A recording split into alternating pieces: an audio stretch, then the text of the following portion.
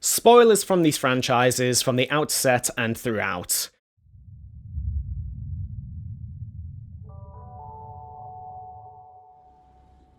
At the time of writing, the third episode of Game of Thrones' 8th season has just concluded, and while I enjoyed it thoroughly despite it being too dark, the conversation around the episode quickly went in different directions. One of the more prominent arguments to crop up suggests that Arya Stark's slaying of the Night King confirms her as a Mary Sue.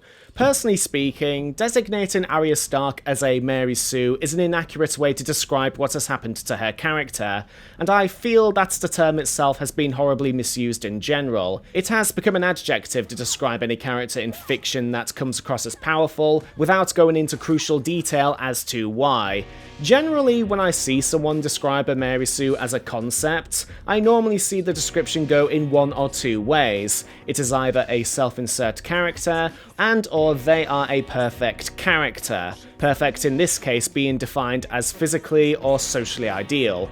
The problem with defining Mary Sue by these two paths is that either can be applied to beloved characters that are not seen as the trope, hence why the term has been more or less quietly retired whilst popping up from time to time. The player character in Sekiro Shadows Die Twice could arguably be a self-insert, because it fulfills a primal desire to be a shinobi ninja warrior that is capable of slaying beings beyond reasonable comprehension, but we don't think of player characters as that.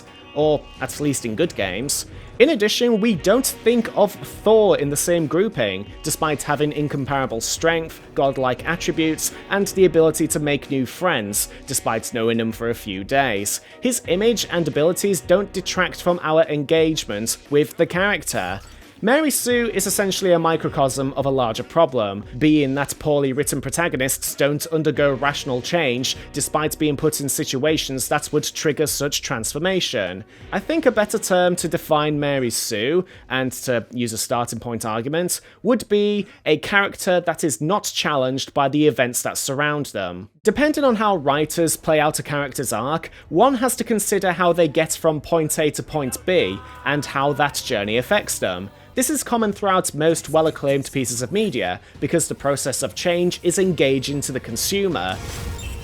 My favourite film of all time, Dredd, is a great example of this through the rookie he assesses, Anderson. Judge Dredd may be the main character, but Anderson's learning experience throughout her assessment completely changes her, to the point that some could argue that she is the main character. She starts off as a timid, insecure rookie who only got to where she was thanks to a privilege the Justice Department wants to exploit, her psychic abilities. Her arc reaches its peak when she stands up to Judge Dredd. Mind explaining yourself, rookie? Abetting a felon is not just a fail offense, it's a crime. I already picked up the fail when I lost my primary weapon. I'm not gonna be a judge, and I don't need to be a mind reader to know it. He's a victim, not a perp, and until my assessment is formally over, I'm still entitled to dispense justice, and that's what I just did by letting him go. Keep in mind that Dredd is her superior, with pinpoint accuracy in terms of weapon handling, not afraid to kill numerous amounts of people without a moment's hesitation, and punched a corrupt judge in the throat so hard that it left a dent. Her experience in the violent world of peach trees allows her to develop to a point that, despite having objectively failed her assessment, she was able to influence Dredd. However, don't mistake a journey through fairly violent means as the best or only way forward. In fact, mishandling the violence can lead to the audience switching off from what you're trying to tell. Lara Croft in the new Tomb Raider undergoes a violent, life-changing journey, but instead of being engaging, it comes across as nauseating. The story feels like it's getting some joy in watching Lara Croft being the victim of violent attacks or accidents, and it doesn't allow any time to breathe.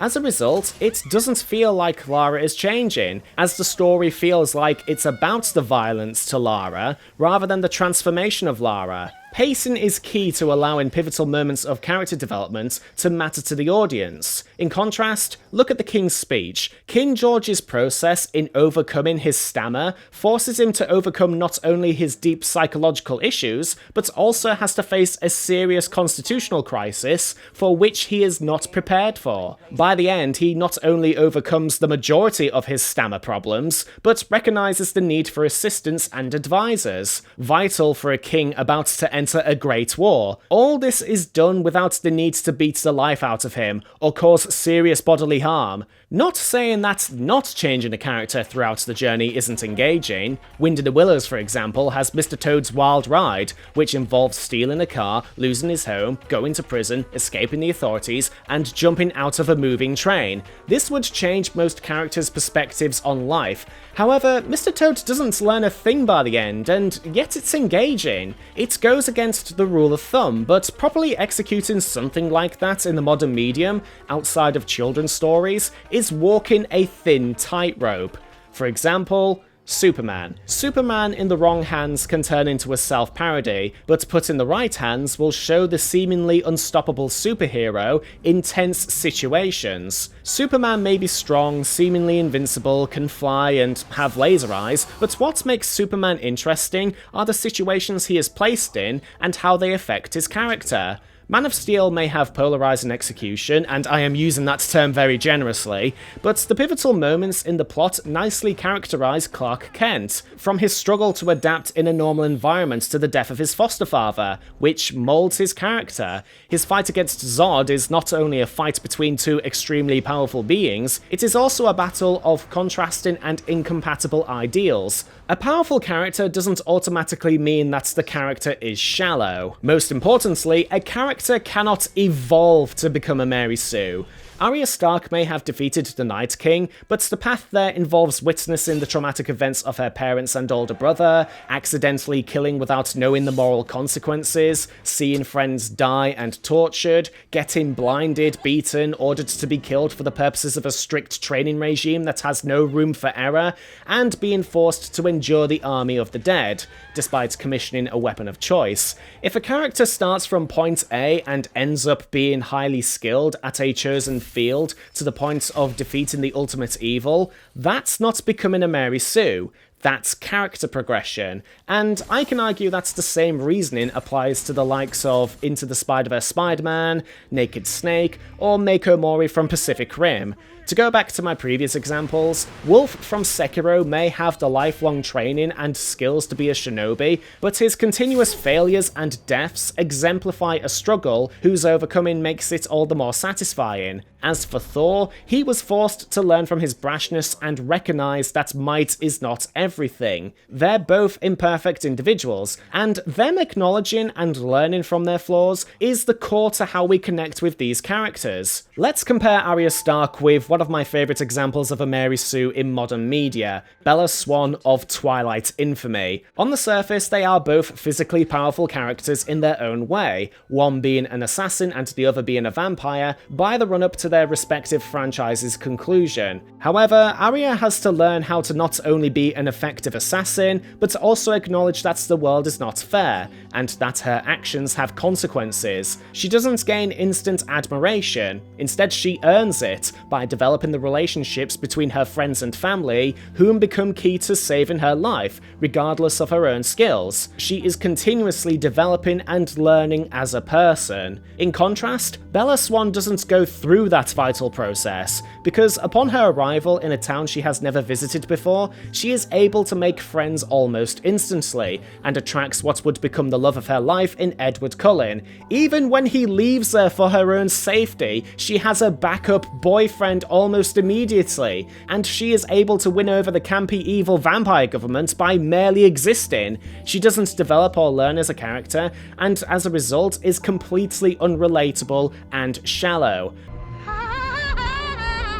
Comparisons to the infamous Ebony Darkness Dementia Raven Way from My Immortal would be horrifyingly suitable, except Ebony comes across as ironically entertaining, whilst Bella Swan was written with pure sincerity. So the next time you see a character overcome a great evil, no matter if the impact is world-changing or in an environment as little as a courtroom, ask if the character who achieved that feat underwent significant change in the process, or felt that the achievement is earned, because Arya Stark is not an example of a poorly done character defeating a big bad.